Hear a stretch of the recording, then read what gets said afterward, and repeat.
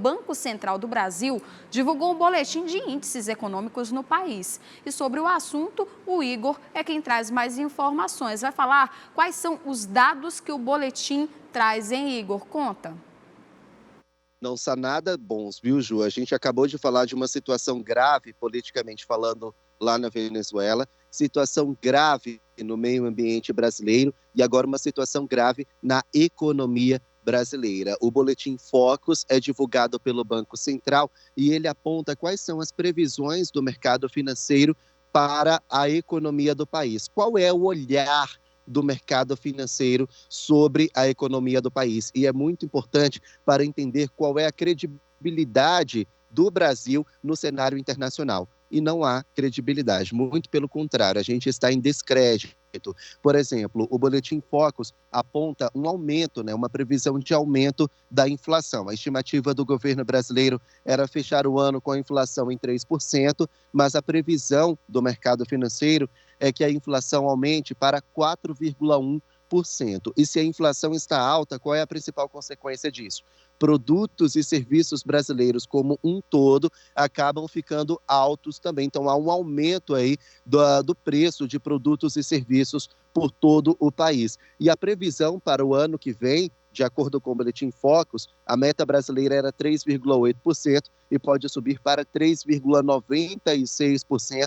Então, em relação à inflação, o mercado financeiro tem aí previsões pessimistas para a economia do país. Também tem uma previsão pessimista em relação ao dólar. Hoje está em 5,40, 5,50 e a expectativa do mercado financeiro é que o dólar também esteja em alta no final deste ano e no início de 2025, muito provavelmente acima de R$ 5,50, é o que diz o Boletim Foco. Se o dólar está em alta, significa que a moeda brasileira está em baixa. Neste ano, a moeda brasileira se tornou a quinta moeda mais desvalorizada do mundo e a tendência é de piora, segundo o Boletim Foco, até o ano que vem. Tem também alguma previsão sobre a taxa Selic. Amanhã, o Banco Central vai divulgar a nova previsão da taxa Selic, que está em 10,5%, se manteve em 10,5% depois de uma tendência de queda, e a expectativa do mercado financeiro é que para os próximos 45 dias, a taxa Selic, que é a taxa básica de juros, esteja em 10,5%, ou seja, permaneça no mesmo patamar. A única visão otimista do mercado financeiro sobre o Brasil é a respeito do PIB, o Produto Interno Bruto, que é a soma de todas as riquezas geradas. Pega o salário de cada trabalhador, o que cada pessoa produziu ao longo do ano, soma tudo e isso representa a economia do país. E a expectativa do mercado financeiro é que o PIB salte de 2,15% para 2,19%, ou seja, na única visão otimista, não é tão otimista assim. Em contrapartida, o presidente Lula, vocês acompanharam, veio em cadeia nacional fazendo um pronunciamento no fim de semana, dizendo que tem responsabilidade fiscal, que o Brasil fechou os primeiros 18 meses do governo dele no azul e que a situação tende a melhorar. Vamos acompanhar o presidente. Entre as muitas lições de vida que recebi de minha mãe, Dona Lidu, aprendi a não gastar mais do que ganho. É esta responsabilidade que está nos permitindo ajudar a população do Rio Grande do Sul com recursos federais. Aprovamos uma reforma tributária que vai descomplicar a economia e reduzir o preço dos alimentos e produtos essenciais, inclusive a carne.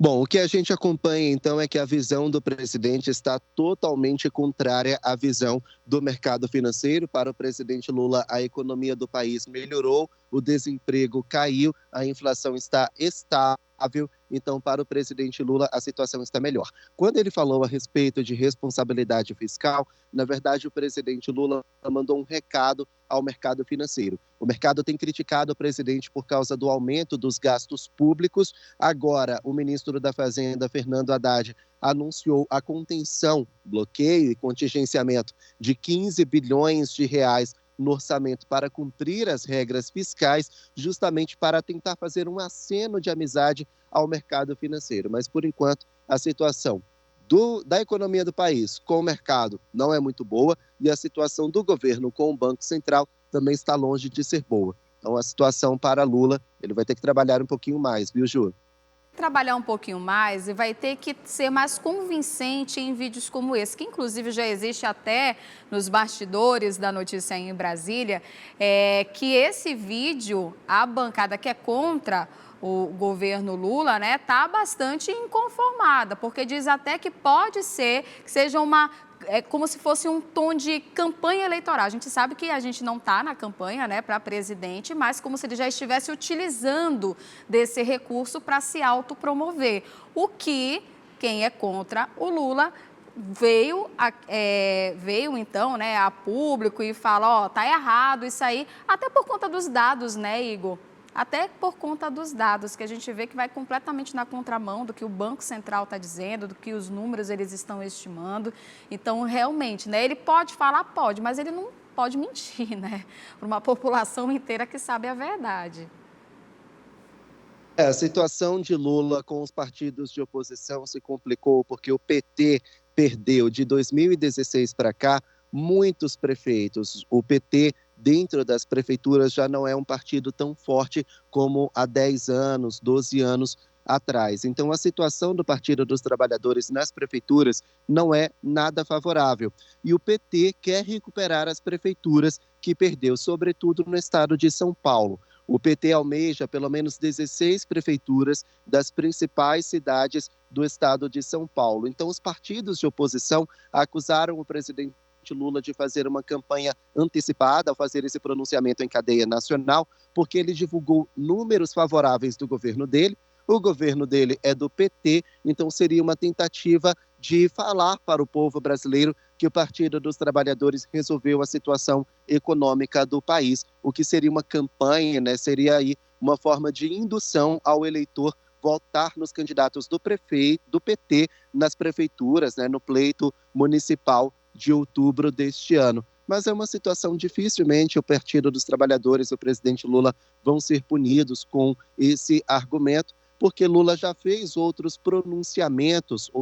3 pronunciamentos desde que ele reassumiu a presidência do país, num tom muito parecido. Então, dificilmente vai se caracterizar como uma campanha eleitoral antecipada e dificilmente ele deve ser punido, Ju. Exatamente isso, que ele quer de fato conquistar, né? Ele sabe que não é uma campanha, mas o que ele quer mesmo é conquistar, ter uma base melhor, porque afinal de contas, daqui a pouco chegam as eleições presidenciais e ele vai precisar que essas pessoas estejam, então, nessa trincheira com ele aqui no Brasil. Quer ficar por dentro de todas as notícias e programação da TV A Crítica? Então já se inscreve e ativa o sininho.